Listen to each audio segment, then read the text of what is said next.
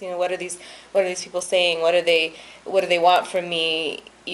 Teachers, people. I remember our car was wrecked at one point. My sister told me, and she's 10 or 11, and there's this man on the other end of the phone, and she's calling for my parents for the car, and he's yelling at her and swearing at her, and she's like 10 or 11. Imagine how that must feel for a child of that age. And she's also going through her things because she's also old enough to remember being taken from her home, right, and her friends. So I didn't think of those difficulties because I just wasn't aware of them.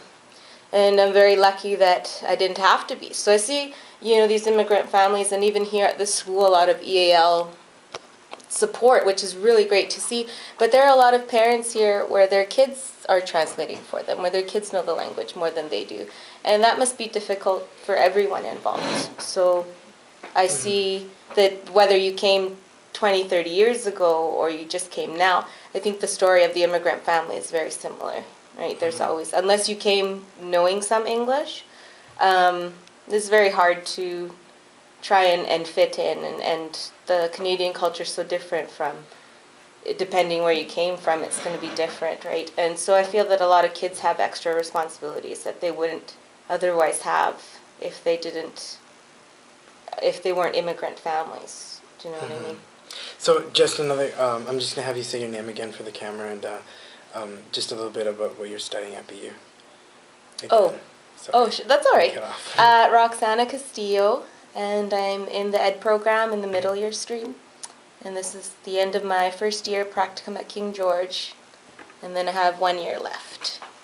So, being Latina and growing up in Winnipeg, what were some of the issues that you did face, growing up, going to high school, being Latina? When we were growing up, there wasn't too many other, well, I don't know about Winnipeg, I grew up in Brandon, but there were some other Latino families, but not as there is today. How do you, what are some experiences that you experienced while growing up, and some issues that can relate to today, and some of your experiences in regards to recent immigrant population rises? Well, I remember my family, in El Salvador we had a house, we were more established, and here you come and you start brand new. And my parents are in their 30s or mid-30s when we came. So we moved around a lot, so like apartment to apartment to apartment until, like now my dad has a house, but it's been, not until I was an adult did he get his own home. But so that affected us, so then that depended where you went to school. So Winnipeg being the city that it is, it depended what area you lived in, where you felt, depended how you felt where you belonged. Ironically, I lived in the Charleswood area and the River Heights area more than anywhere else when I lived there, and then I lived in Corydon, and it's all kind of a similar blend of people.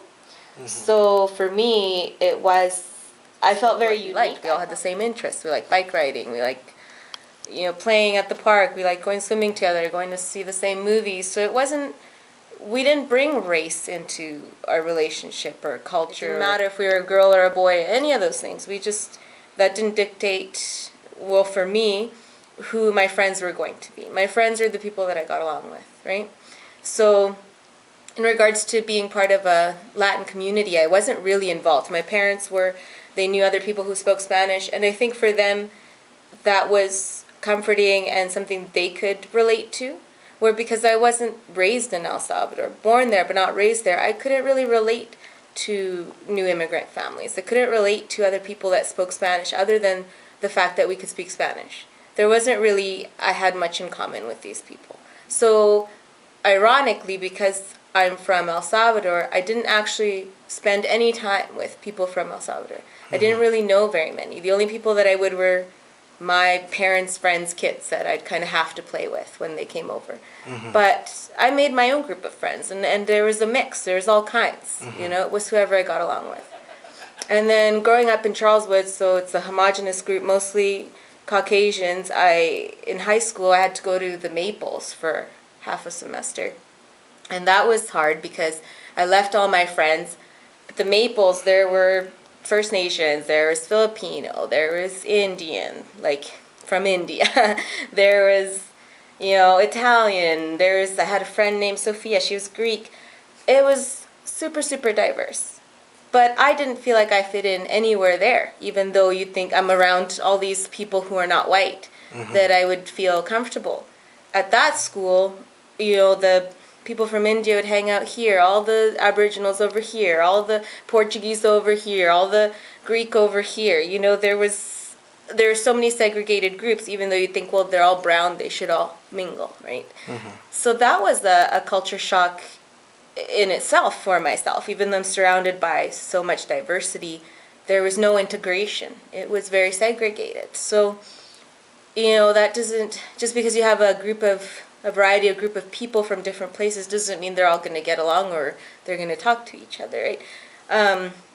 So that was weird for me. And then I ended up graduating from Grant Park High School that had a little bit of everything. But at that point in my life, I kind of just wanted to finish school, and it didn't matter. And I already had kind of my set friends and my deep relationships, my more meaningful relationships, that it didn't really matter. And I think that has nothing to do with where you're from or anything. I think that's more of a personality and more of a choice of what kind of person you want to be. And that's where it became not like, who am I? Am I Canadian? Am I Latin, or am I Latina? Like, who am I? I'm all those things. Yeah, I'm Latina, I'm Canadian, I'm a woman, I have curly hair. Like, these are all aspects of me. And so then I took the philosophy of the whole self and just loving myself for everything that I bring, not just identifying myself based on one thing.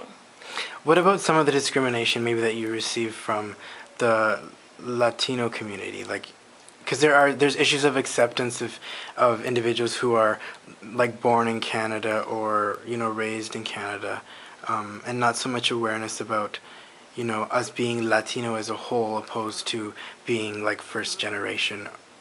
Well, yeah, I've definitely felt very outsed by my own community because, like I said, I didn't really have very many people from El Salvador as my friends, and that's because I didn't feel very welcome by them either. Like I said, I based my friends on the relatable, like what we had in common, and I didn't really have a lot in common with any other Latin people. And when I would talk to them, I felt that sometimes the girls were kind of catty with each other and just kind of two-faced and didn't, and I didn't want to associate that with, oh, well, they're Latin and that's why.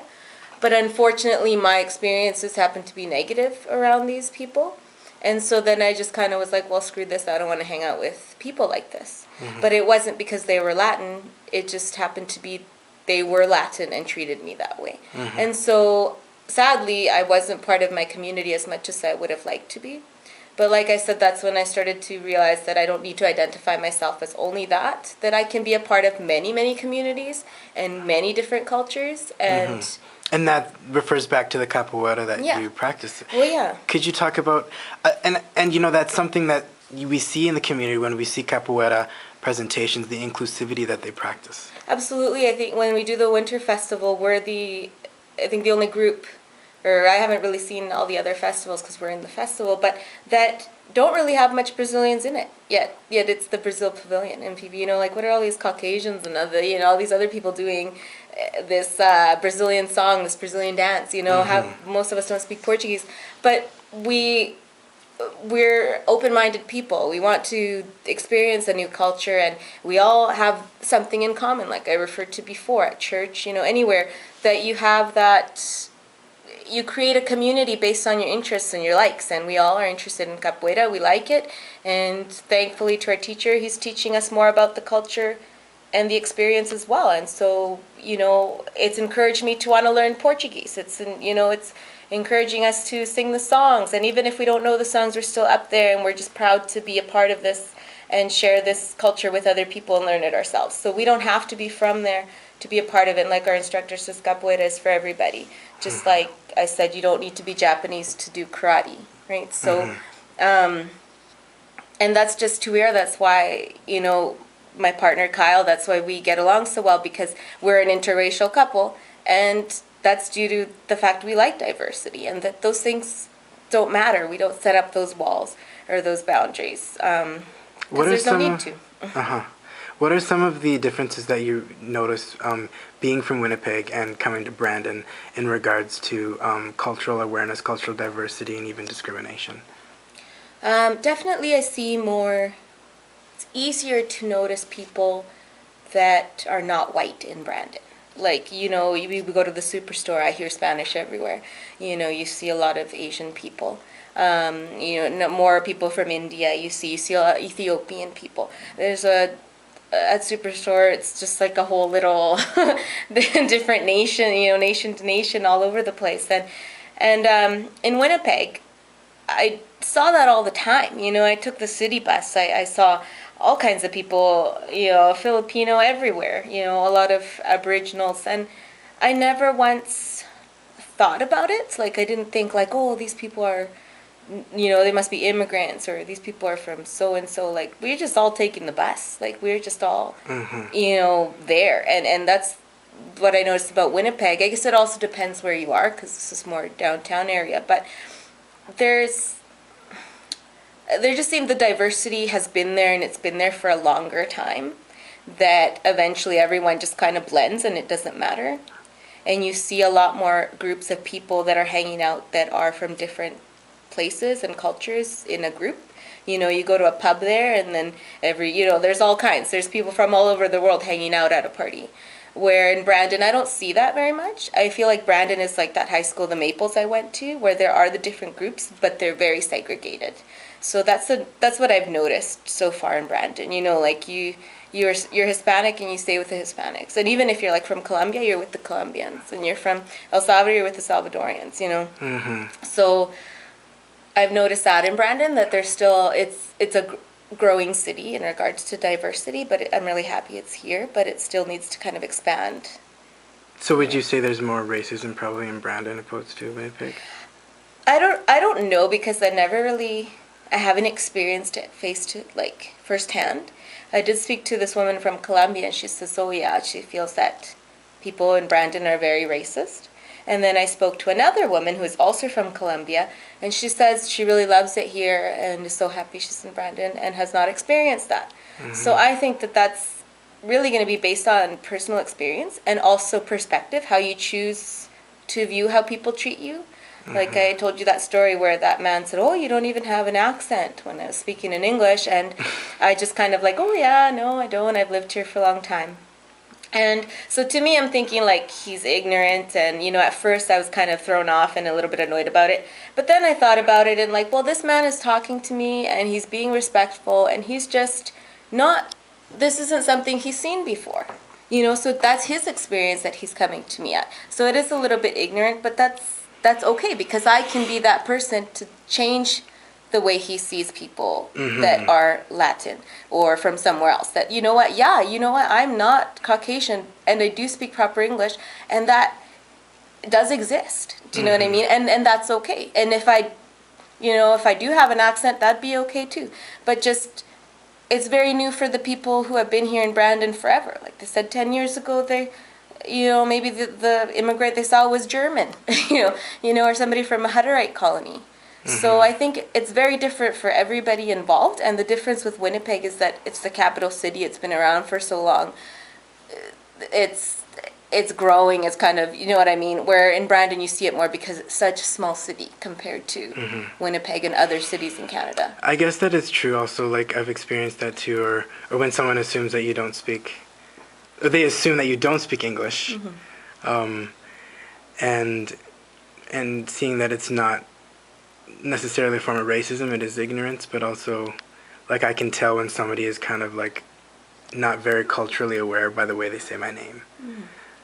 And that's how I feel in the end. Like it's up to us to let them know how to say it, and kind of, as long as we understand that, not to be offended by it, and we can be the change. And like that's because we have to think about it too. A lot of people here are from small towns. They're from very small groups and communities. So even Brandon to them is the big city. And